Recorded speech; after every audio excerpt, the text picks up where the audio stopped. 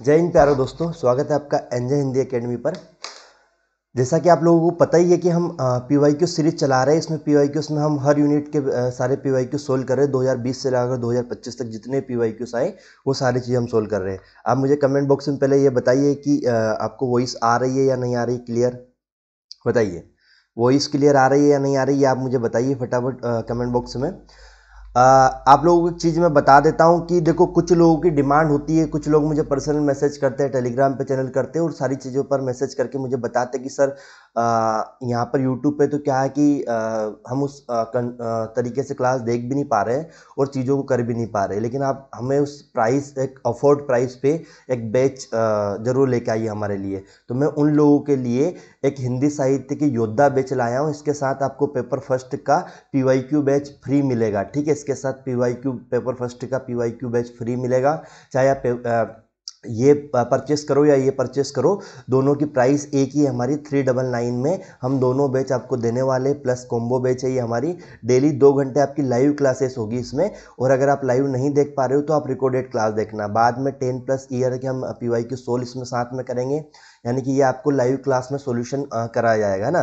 तो आप कहोगे सर आप तो यूट्यूब पे करा ही रहे हो। देखो, यूट्यूब पे मैं करा रहा हूँ, लेकिन यूट्यूब पे 2020 से मैं करा रहा हूँ। यहाँ पर मैं आप लोगों को पता है कहाँ से कराऊंगा, लगभग 2015-16 के सारे पीवाईक्यूज उठा के 2026 तक के 25 तक, जो जून 2025 तक हमारा पेपर हुआ, वहाँ तक सारे पीवाईक्यूज हम कराएंगे। फ्री आपको ऑनलाइन टेस्ट मिलेगी जिसमें 30+ टेस्ट रहेंगे, नोट्स प्लस शॉर्ट नोट्स इसमें साथ में मिलेंगे। यहाँ पर सबसे बड़ी बात आप लोगों के लिए ये रहेगी कि शॉर्ट नोट्स आपको यहाँ पर मिलेंगे और वैलिडिटी इसकी 1 ईयर रहेगी। चलो, ये तो हो गई बेच की बात। अगर जिसको परचेस करना वो इस नंबर पर कॉल या मैसेज कर देना, आपको ये चीज़ें सारी जानकारी दे दी जाएगी, है ना।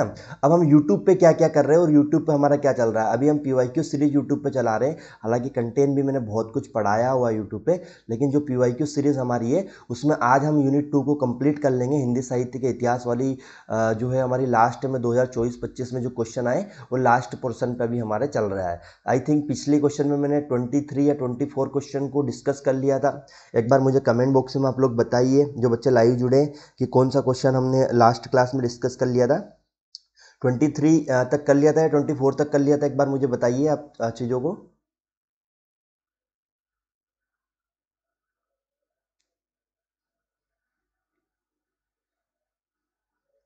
23 हो गया था क्या? आई थिंक 23 हो गया था, है ना। 24 हमें करना था, 24 भी हो गया था। 24 हमें करना है ना। 24 हम एक बार देख लेते हैं। 24 से सॉरी 44 से हम स्टार्ट करते हैं। 43 हमारा हो गया था, है ना।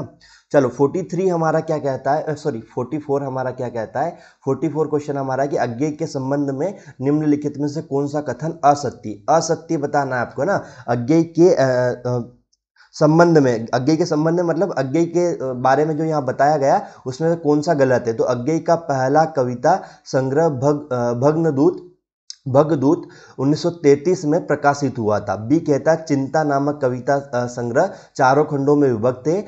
सी बोलता है हरिघास का क्षण भर कविता में प्रतीकात्मक शैली के अंतर्गत मृत्यु का चित्रण किया गया है।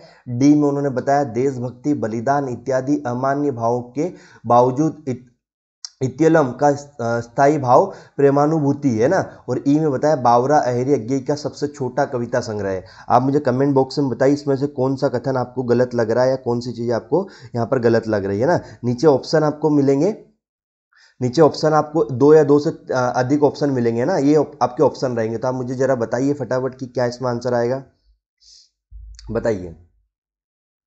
देखो, अज्ञेय का पहला कविता संग्रह भगदूत 1933 में प्रकाशित हुआ, ये बात तो सही है। चिंता नामक कविता संग्रह 4 खंडों में विभक्त, ये आपका गलत है ना, ये आपका सही नहीं है। फिर उसके बाद हमारा आता है हरिघास का क्षण भर कविता में प्रतीकात्मक शैली के अंतर्गत मृत्यु का चित्रण किया गया, ये भी गलत है। देशभक्ति बलिदान ये हमारा सही है। और ये वाला जो बावरा हैरी अज्ञेय का सबसे छोटा कविता संग्रह, ये भी हमारा सही है ना। तो यानी कि हमारा बी और सी यहाँ पर आंसर आ जाएगा। ऑप्शन नंबर 3 हमारा यहाँ पर आएगा। ऑप्शन नंबर 3 बी और सी इसमें हो जाएगा हमारा, ठीक है। चलो अगले ऑप्शन पे चलते। अगला क्वेश्चन हमारा है कि निम्नलिखित पंक्तियों, हाँ एक चीज़ और मैं आपको यहाँ पर इंक्लूड कर दूँ कि अगर ये सारी PDF आपको चाहिए तो टेलीग्राम चैनल पर जरूर जाना। मेरे टेलीग्राम चैनल का लिंक वीडियो के डिस्क्रिप्शन में आपको मिल जाएगा, उसको ज्वाइन कर सकते हो वहाँ से। ये सारी PDF मैंने डाल रखी है, वहाँ पर अपलोड कर दी है ना ऑलरेडी। ये पीडीएफ अपलोड है, आप जाकर वहाँ पर ये पीडीएफ डाउनलोड करके अपने आधार पर भी पेपर को सोल्व कर सकते हो। लेकिन वहाँ पर एक चीज़, एक क्वेश्चन आपको आंसर आपको नहीं मिलेगा। आंसर के लिए तो वीडियो देखना पड़ेगा या फिर अपने विवेक से आप टेस्ट लगा लो पूरा, और फिर आप यहाँ पर आके क्रॉस चेक कर सकते हो ना कि कौन सा सही हो रहा है कौन सा गलत हो रहा है। दोनों ऑप्शन मैंने आप लोगों को दिया हुआ है, इसीलिए वहां पर आंसर नहीं दिया, ताकि कुछ बच्चे क्या कि पहले टेस्ट लगाते, तो टेस्ट लगा सकते हो आप वहां पर, है ना। ये ऑप्शन इसलिए मैंने वहां पर दिया है आपको कि भाई हम इसमें आंसर नहीं डालते हैं ना। निम्नलिखित पंक्तियों में भक्ति काल के कवियों द्वारा लिखित काव्य पंक्ति कौन सी है। एक चीज और मैं आपको बता दूं कि आप लोग जो वीडियो देख रहे हो, तो मैंने एक चीज देखा है कि मैंने यूट्यूब पे जितने वीडियो डाले उसमें सबसे ज्यादा जो वॉच टाइम है वो पीवाईक्यू सीरीज का ही है ना। पीवाईक्यू सीरीज को बच्चा कहीं ना कहीं देख रहा है।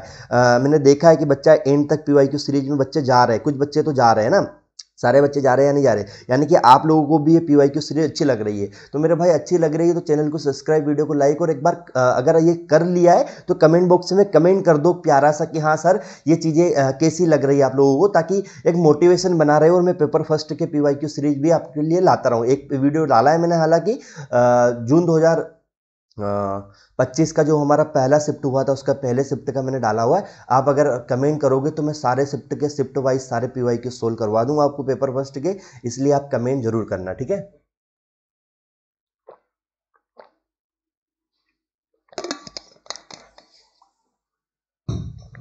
चलो आगे बढ़ते हैं, कमेंट करो मेरे भाइयों, कुछ तो बोल दो।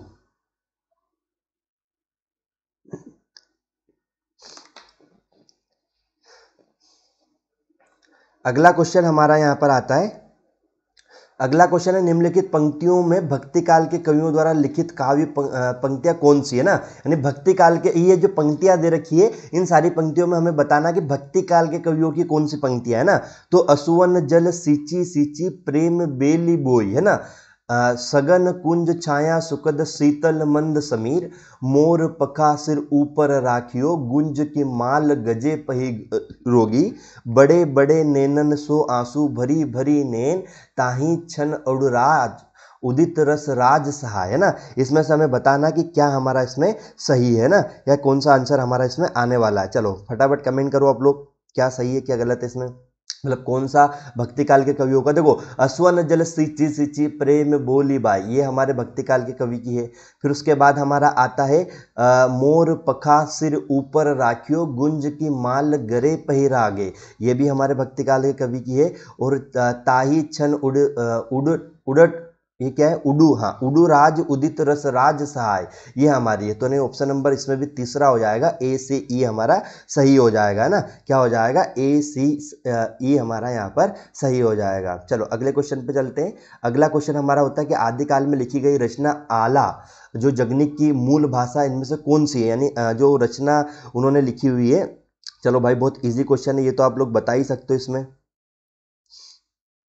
देखो एक चीज मैं बता दूं, आला और उदल की रचना आपको सीधी सी बात है, अगर मध्य प्रदेश का कोई बच्चा है तो वो इस क्वेश्चन को गलत नहीं करेगा, या मैं उससे उम्मीद नहीं कर रहा हूं कि वो इसको गलत करे ना, क्योंकि आला उदल की उसने कहानी बहुत सुनी होगी। ये हमारे बुंदेलखंडी या बुंदेलखंड एरिया में बुंदेली भाषा में लिखी गई है, क्योंकि यहाँ पर आला उदल की रचना जो है बहुत चलती है ना, बहुत ये है। तो आला या जगनिक की जो रचना है मूल भाषा कौन सी थी इसकी, बुंदेलखंडी थी। बुंदेलखंडी बोली में या बुंदेलखंडी भाषा में उन्होंने इसको लिखा था, है ना। अगला क्वेश्चन आता है, इसका अध्ययन हिंदी साहित्य की जानकारी के लिए कितना आवश्यक है।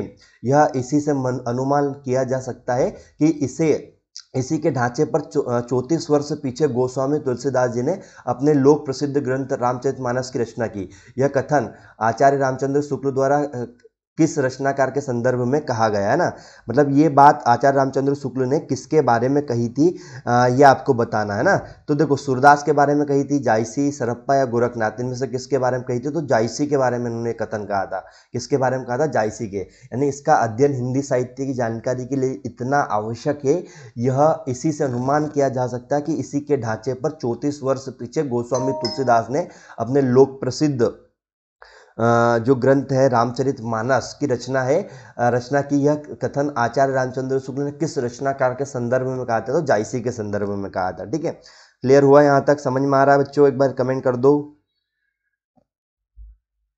ओके चलो आगे चलते हैं। आगे मैं आपको एक चीज़ बताता हूँ। यहाँ पर लिखा है सूची 1 और सूची 2 का यहाँ पर ये पहला है संपादक और दूसरा उनकी पत्रिका है। तो आपको बताना कौन से संपादक की कौन सी पत्रिका है ना। तो राजेंद्र कुमार, ज्ञान रंजन, जगदीश गुप्त और विजय देव नारायण शाही हमारे संपादक है। पहल, नई कविता, अभिप्राय और आलोचना हमारी जो है यहाँ पर पत्रिका है। मुझे एक चीज़ पता है कि जो राजेंद्र कुमार है उनका अभिप्राय नामक पत्रिका हमने देखी थी, है ना। तो अभी इनकी रचना क्या है, अभिप्राय। ज्ञान रंजन की पहल पत्रिका है ना। जगदीश गुप्त की जो है हमारी नई कविता है। और विजय देव नारायण शाही की आलोचना है ना। क्या है, आलोचना। तो ये हमें ऑप्शन नंबर ए में ही दिख रहा है। ऑप्शन नंबर ए हमारा यहाँ पर सही हो जाएगा। बिल्कुल करेक्ट आंसर हमारा ऑप्शन नंबर ए हो जाएगा यहाँ पर। ठीक है, क्लियर हुआ। चलो मेरे भाइयों, क्लियर हो रहा है तो एक बार मैसेज कर दो फटाफट से कि जी सर हो रहा है। और कोई आपको डिमांड चाहिए तो मैसेज करो। आप लोगों के मैसेज का मैं रिप्लाई ज़रूर करता हूँ मेरे भाइयों, इसलिए मैसेज ज़रूर किया करो। चलो अगला क्वेश्चन है हमारा 49। इसमें क्या बताया गया है कि निम्नलिखित आत्मकथाओं को प्रकाशन वर्ष के आधार पर बढ़ते क्रम में व्यवस्थित कीजिए। यानी ये जो आत्मकथाएं हैं इनको बढ़ते क्रम में, यानी सबसे पहले कौन सी प्रकाशित हुई, फिर उसके बाद फिर उसके बाद फिर उसके बाद, इस तरीके से बढ़ते क्रम में आपको बढ़ते हुए क्रम में आपको ये सिक्वेंस में जमाना है। ठीक है, तो ये सिक्वेंस में जमाना है। तो मुझे एक चीज़ आ रही कि बनारसी दास जैन की अर्धकृत कथा जो है सबसे पहले इसमें पहले नंबर पर रखी जाएगी। फिर उसके बाद हमारा बाबू श्याम सुंदर दास कृत मेरी आत्मकथा कहानी रखी जाएगी।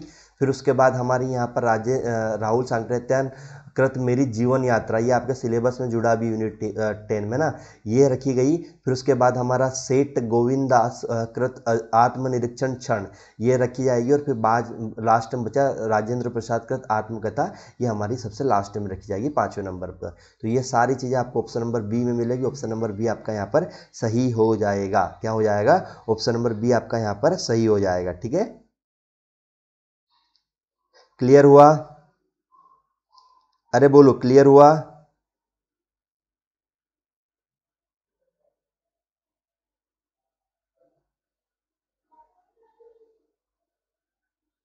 चलो एक बच्चा बोल रहा है सर इनका प्रकाशन वर्ष भी बता दीजिए। ठीक है मेरे भाई, जिसका मुझे याद आ रहा है मैं बता देता हूँ। बनारसी दास जी का जो प्रकाशन वर्ष है 1641 में इनकी प्रकाशित हुई थी।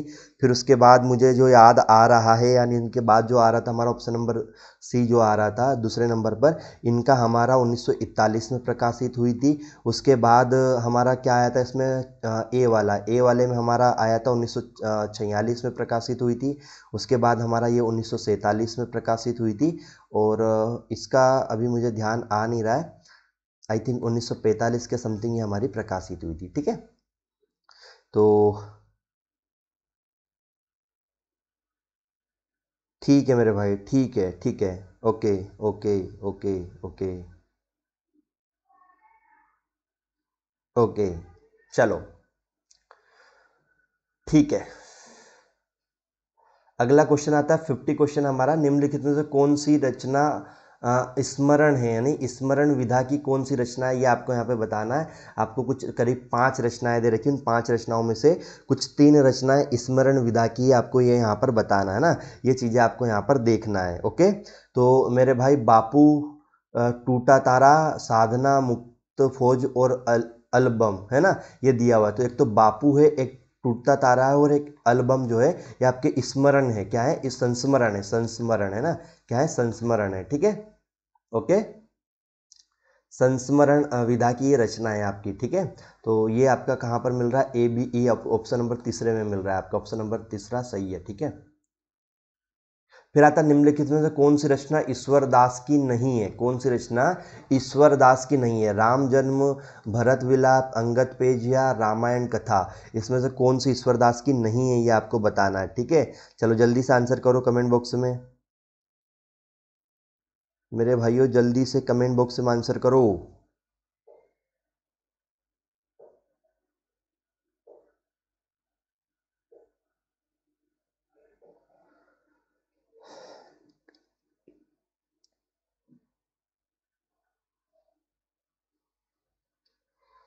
अरे बताओ फटाफट, कोई बच्चा कुछ बोल रहा है, बोलो भाई क्या बोल रहे हो तुम कमेंट बॉक्स में फटाफट।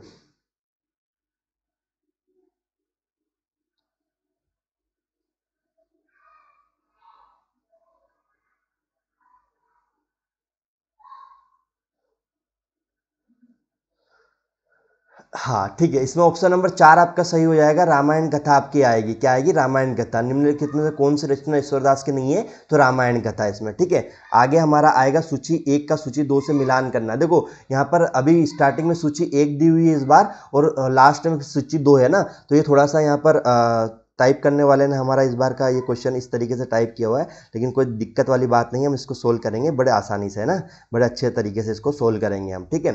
तो देखो यहाँ पर विश्वेश्वर नाथ जिज्जा दिया हुआ है, सूर्य नारायण दीक्षित दिया हुआ है, माधव प्रसाद मिश्र दिया, और कार्तिक प्रसाद खत्री दिया है। अब इनकी कहानी आपको बताने की, किसकी कहानी क्या है, तो पुरोहित की आत्मत्याग, दामोदर राव की आत्मकहानी, विदीर्ण हृदय, चंद्रहास का अद्भुत आख्यान, ये यहाँ पर दिया हुआ है, ठीक है। जब ये यहाँ पर दिया हुआ है तो इसमें क्या होता है कि एक तरफ कहानीकार है, एक तरफ कहानी है, तो हमें इनको बताना है कि कौन सा क्या सही है ना। तो देखो मैं आपको यहाँ पर बता देता हूँ मेरे भाई कि हमारा जो है पहले वाले का तीसरा, यानी कि पहले वाले का तीसरा आएगा विश्वेश्वर नाथ जिन्ना की जो कहानी है वो हमारी विदीर्ण हृदय है। क्या है? विदीर्ण हृदय। तो ये पहले नंबर पे आ जाएगा हमारा, ठीक है, विदीर्ण हृदय। फिर उसके बाद हमारे कौन से कहानीकार आए? सूर्य नारायण दीक्षित। सूर्य नारायण दीक्षित की जो कहानी है, सूर्य नारायण दीक्षित की जो कहानी है वो है चंद्रहास का अद्भुत आख्यान, चंद्रहास का अद्भुत आख्यान। फिर आता है माधव प्रसाद मिश्र। माधव प्रसाद मिश्र की कहानी जो है हमारी पुरोहित की आत्मकथा, पुरोहित की आत्मकथा। और फिर लास्ट में कार्तिक प्रसाद खत्री की हमारी दामोदर राव की आत्मकथा। ये इस तरीके से सीक्वेंस में आता है ना। चलो देख लेते हैं कहाँ पर आ रहा है। तो मेरे भाई ऑप्शन नंबर 4 में हमारा सेम चीज़ें मिल रही है, तो ऑप्शन नंबर 4 हमारा क्या हो जाएगा? बिल्कुल करेक्ट हो जाएगा, बिल्कुल सही हो जाएगा, है ना। फिर आता है आँख कान नाक आदि को लेकर निबंध लिखने वाले निबंधकार कौन है, यानी आँख नाक कान पर लिखने वाले व्यक्ति कौन है? कुबेरनाथ राय, बालकृष्ण भट्ट, विवेकी राय या विद्या निवास मिश्र। ये चारों के चारों आपके यहाँ पर निबंध में जुड़े हुए, आपके यूनिट 10 में और यूनिट 9 में इनकी रचनाएं जुड़ी हुई है ना। तो मुझे एक बात बताइए कि बालकृष्ण भट्ट ने यहाँ पर आँख नाक कान का जिक्र किया अपने निबंधों में ना, तो यहाँ पर कौन है? बालकृष्ण भट्ट है ना, जो आँख नाक कान पर निबंध लिखने वाले व्यक्ति है, ठीक है। अब सूची 1 का सूची 2 से मिलान करना। एक तरफ पत्रिकाएं दे रखी ऊपर और नीचे उनके संपादक दे रखे ना। आनंद कादम्बनी, विचार, समालोचन, सुदर्शन, ये पत्रिका है और ये इनके संपादक है रामचंद्र शुक्ल, चंद्रधर शर्मा गुलेरी, भगवती चरण वर्मा और देवकी नंदन खत्री। आपको बताना इसमें सही क्या है, यानी कौन किसका रचनाकार है या कौन किसका क्या है ना, ये आपको बताना मेरे भाइयों, है ना। चलो फटाफट बताइए। देखो आनंद कादम्बनी जो है, आनंद कादम्बनी के जो रचना संपादक है वो तो हमारे रामचंद्र शुक्ल ही है, बिल्कुल रामचंद्र शुक्ल ही है। और जो विचार पत्रिका है, विचार पत्रिका के जो संपादक है हमारे, वो है भगवती चरण वर्मा। कौन है? भगवती चरण वर्मा है। कौन है? भगवती चरण वर्मा। उसके बाद जो समालोचन के पत्रिका के संपादक है वो चंद्रधर शर्मा गुलेरी है हमारे। और लास्ट में सुदर्शन के जो बचे वो देवकी नंदन खत्री है। कौन है? देवकी नंदन खत्री है, ठीक है। तो इस तरीके से हमारे ये एक तरफ पत्रिका और एक तरफ उनके संपादक है। तो ये ऑप्शन हमारा कहाँ मिलेगा? ऑप्शन नंबर, इस तरीके का ऑप्शन, ठीक है, ऑप्शन नंबर 4 में हमें ये मिल रहा है। ऑप्शन नंबर 4 हमारा सही हो जाएगा, बिल्कुल करेक्ट आंसर है हमारा ऑप्शन नंबर 4, ठीक है। अगर आपको लग रहा है कि तेज स्पीड है तो आप वीडियो को पॉज करके इस चीज़ को फिर से रिपीट देख सकते हो, चीज़ों को देखना है ना, क्योंकि थोड़ा सा स्पीड बढ़ाना पड़ेगा। यूट्यूब पे अगर सारे पीवाई को सोल्व करना है तो इतनी धीरे धीरे स्पीड से नहीं करा सकते, बहुत पीवाई हमारे पास है ना। ये चीज़ें थोड़ा सा स्पीड तो हमें लेके चलनी पड़ेगी मेरे भाइयों। बाकी आपको क्या लग रहा है, किस तरीके से स्पीड है, उसका भी एक बार कमेंट बॉक्स में कमेंट करके ज़रूर मुझे बताना, ठीक है। देखो यहाँ पर क्वेश्चन रिपीट हुआ है, 55 और 56 दोनों रिपीट हो गया है ना। चलो 56वां देख लेते हैं, अगला देख लेते हैं। मतलब निम्नलिखित में से जय प्रकाश कर्दम का उपन्यास है, जय प्रकाश कर्दम का उपन्यास कौन सा है इसमें ना? छप्पर है, मुक्ति पर्व है, हिडम्बा या तलाश है। आंसर बताओ नीचे फटाफट, 1 2 3 4 में से कौन सा सही है? तो हमारा ऑप्शन नंबर ए सही हो जाएगा, है ना। निम्नलिखित में से जयशंकर प्रसाद कर्दम का उपन्यास कौन सा है? छप्पर है, ठीक है। कौन सा है? छप्पर है मेरे भाइयों, ठीक है। फिर आता है सुधाकर अखबार के संपादक निम्नलिखित में से कौन से? सुधाकर अखबार के। देखो मैं एक चीज़ बता देता हूँ आपको कि जो पत्रिकाएं, जो अखबार है, ये हमारे यहाँ पर जो जुड़े हैं हमारे यूनिट 2 में। जब हम इनको पढ़ते हैं तो कुछ बच्चे, जब मैं पढ़ाता हूँ तो बच्चे कहते हैं सर ये थोड़ी ना आता है। मेरे भाइयों ये आता है, और ये एक आध क्वेश्चन ही तुमको ले डूबते कभी कभी, है ना। तो याद रखना, सुधाकर अखबार के संपादक कौन है? तारा मोहन मित्र। कौन है? तारा मोहन मित्र। आप टेंशन मत लो, मैं एक वीडियो में जितने भी हमारे हिंदी में जितने अखबार अखबारों का जिक्र हुआ है और उनके संपादकों का जिक्र हुआ है, कब प्रकाशित हुआ, ये एक वीडियो में मैं पूरा समझा दूंगा। एक वीडियो में पत्र पत्रिका का पूरा डिस्कस आपको करा दूंगा। ये चीज़ें मैं आपको करा दूंगा, है ना, अलग अलग वीडियो में। मैं एक मुहिम, अभी जैसे PYQs खत्म होगा, हम एक मुहिम चलाएंगे कि डेली हमारा एक टॉपिक उठाएंगे, यानी पूरे 10 यूनिट से हम मैक्सिमम 50 टॉपिक लेंगे और 50 टॉपिक को डेली डिस्कस करेंगे हर यूनिट से, ना, और उनको बड़े इत्मीनान से आपको सोल्व करवाया जाएगा, ठीक है। तो टॉप 50 टॉपिक्स हम इसमें डिस्कस करेंगे अभी, जैसे हमारा PYQs खत्म हो जाएगा उसके बाद, ठीक है। चलो आगे कमेंट करना आप लोग, इसका क्या आंसर आएगा।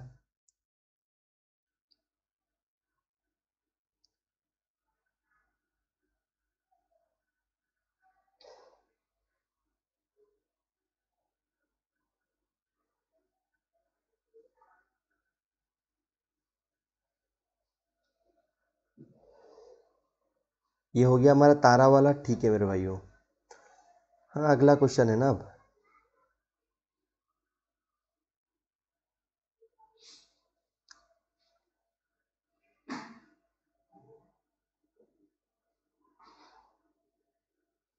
चलो कुछ कमेंट करो भाई, क्या चल रहा है, क्या नहीं चल रहा है, वॉइस आ रही नहीं आ रही प्रॉपर।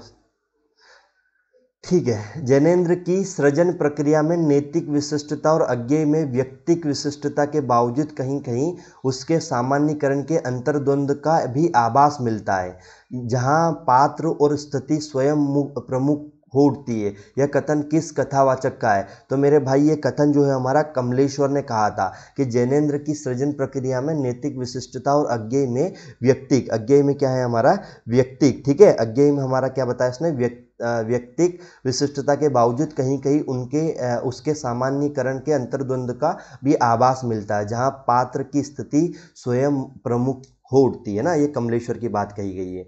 फिर हमारा अगला आता है रायमंडल पांडे, रायमल पांडे कृत हनुमान चरित्र का रचना वर्ष क्या है, यानी इन्होंने जो रचना लिखी थी उसका रचना वर्ष क्या है, ये आपको बताना है ना, क्योंकि ये आपको पता है कि ये आपके किस काल के कवि है।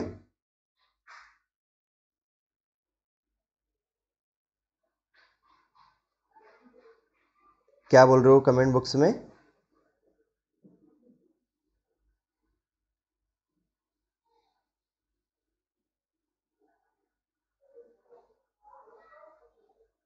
ठीक है।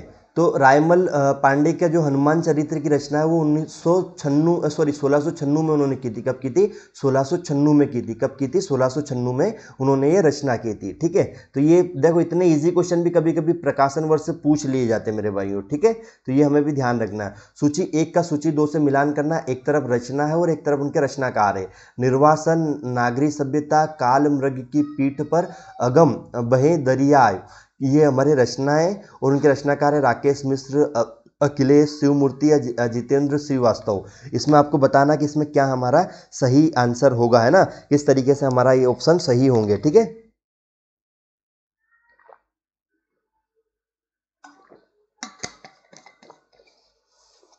चलो फटाफट आंसर करो आप लोग, क्या आएगा। निर्वासन किसकी रचना है, फटाफट बताइए। तो निर्वासन मेरे भाई अभिलेष की रचना है। किसकी? अभिलेष की रचना है ना। नागरी सभ्यता किसकी रचना है? तो नागरी सभ्यता मेरे भाई जो है वो राकेश मिश्र की रचना है। किसकी रचना है? राकेश मिश्र की है, ठीक है। उसके बाद हमारा आता है काल मृग की पीठ पर, काल मृग की पीठ पर जो है जितेंद्र श्रीवास्तव की रचना है। जितेंद्र श्रीवास्तव की रचना है हमारे, ठीक है। और लास्ट में आता है अगम अगम बहे दरियाव, ये किसकी रचना है? शिव मूर्ति की रचना है। किसकी रचना है? शिव मूर्ति की रचना है ना। तो एक तरफ रचना और एक तरफ रचनाकार दिए थे, हमने बता दिया आपको कि क्या सिक्वेंस उनका आने वाला है मेरे भाई। ऑप्शन नंबर ए भी हमारा ये मिल रहा है, ऑप्शन नंबर ए हमारा यहाँ पर सही हो जाएगा, बिल्कुल करेक्ट हो जाएगा, ठीक है। चलो आगे बढ़ते हैं, निबंध में हजारी प्रसाद द्विवेदी को परंपरा का प्रशस्त किया है। विद्यानिवास मिश्र ने कथन किस इतिहासकार का है ना। विद्यानिवास मिश्र ने यह कथन किस इतिहासकार के बारे में कहा है, ये यहाँ पर बताया जा रहा होगा, ठीक है। चलो कमेंट करो फटाफट कि निबंध में हजारी प्रसाद द्विवेदी को परंपरा को हजारी प्रसाद द्विवेदी की परंपरा को प्रशस्त किया है। विद्यानिवास मिश्र ने कथन किस इतिहासकार के बारे में कहा है, यह आपको बताना है, ठीक है। यहाँ पर चलो फटाफट आंसर करो। बोलो मेरे भाई। शुक्ल के बारे में कहा, बच्चन के बारे में कहा, रामस्वरूप चतुर्वेदी या रामचंद्र तिवारी के बारे में कहा था। किसके बारे में कहा था? तो रामस्वरूप चतुर्वेदी के बारे में ये बात उन्होंने यहाँ पर कही है। ठीक है, अगला क्वेश्चन हमारा आता है कि छायावाद छायावाद हिस्टीरिया की भांति हिंदी कविता का एक मानसिक रोग है। उक्ति क्या है, मतलब ये किसने कही थी? उक्ति है का मतलब है कि ये कथन किसने कहा था? छायावाद हिस्टीरिया की भांति हिंदी कविता का एक मानसिक रोग है ना, ये किसने कहा था मेरे भाइयों? तो ये हमें बताना कि ये किसने कहा था। तो ये हमारे प्रभाकर माचुए ने कहा था। किसने कहा था? प्रभाकर माचुए ने कहा था। ऑप्शन नंबर 4 हमारा सही हो जाएगा। प्रभाकर माचुए ने कहा था कि छायावाद हिस्टीरिया की भांति हिंदी कविता का एक क्या है? मानसिक रोग है।